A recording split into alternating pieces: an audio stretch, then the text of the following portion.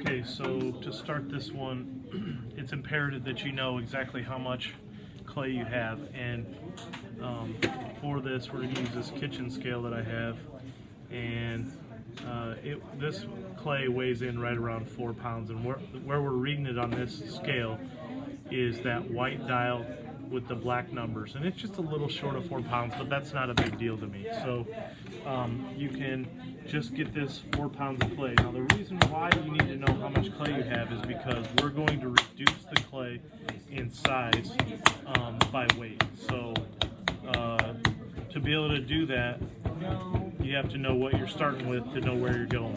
So the next thing I'm going to do is I'm going to get this into a shape that I can make this project into like a storage container, like something that you can store things in. And I really like, and you don't have to like this just because I do, but I really like the idea of building something super faceted. So I like to put these different sides on it with a paddle. And what this also does is it really does a nice job of compacting together all the clay so that when we do the next step, it comes out pretty good. So I might even take some slip, and this clay is a little bit firm. It's really okay if you're doing like a project that has a little bit of firm clay, because in fact the wet clay might hinder you a little more in your progress because you're going to have to wait for it to be firm enough to move on to the next step. So slightly used clay is really like a better thing here. So you can see how the paddling and with a little like help from the slip, like just smoothing it over and doing a little paddling, gives the clay to really smooth out and look nice on its surfaces. Now the reason why I want it to look nice like this is because I'm going to add a texture to it. And you may even want to hit it with a rubber rib because there might be some serious flaws in the clay that you want to get rid of. So right after I get my smoothed areas, I'm just going to take this roller, and as you know, there's texture sheets, there's texture rollers, there's all kinds of things that impart texture to projects. So I'm just going to use this roller right here, and I'm going to try to keep the planes like according to the shape that the plane follows. I'm going to try to put that texture on there. So I mean, that may not make a lot of sense, but like I'm going to put this texture on differently on each panel so that the panels stand out from each other, because I want that faceted look to really show up. Kind of went across my angle there, but like that little piece right there, for instance, is different from the top. Now that doesn't mean that's what you have to do. It just means that I have a plan, and that's what I'm trying to get you to do, is have a plan when you approach a project. Like I knew that I wanted it to have this kind of interesting look to it, and like I'm not even really very happy with how that looked right there because it crossed over and became diamond shaped on there.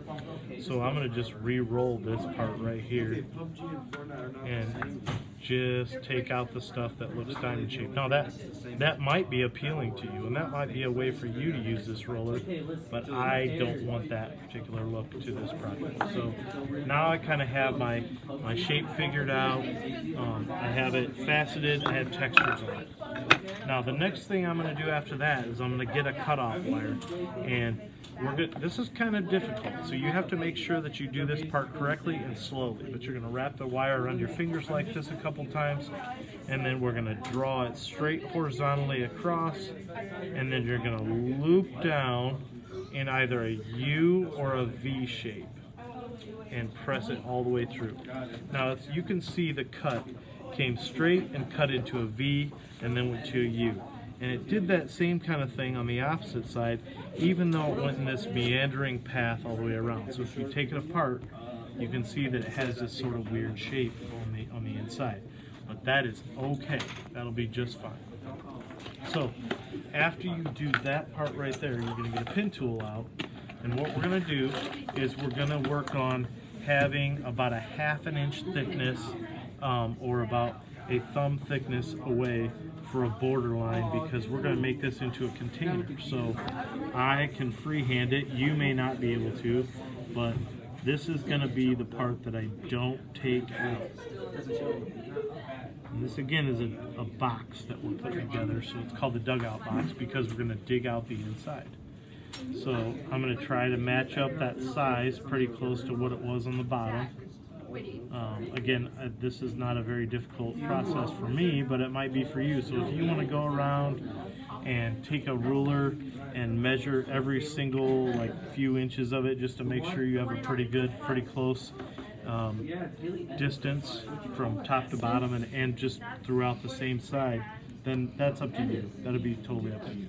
Now, before I continue on with this part right here, if this clay is really wet, this is not something that you want to get be real fast about, because if you start to take clay out of the center right here and right here, and it's really wet, then this structure is going to lose its shape and you'll lose your facets. But all we're going to do is dig out the inside like this, and we're going to get it all the clay dug from the inside. When we get close to one of the edges like this, we probably can cut really closely to the line more easily like that.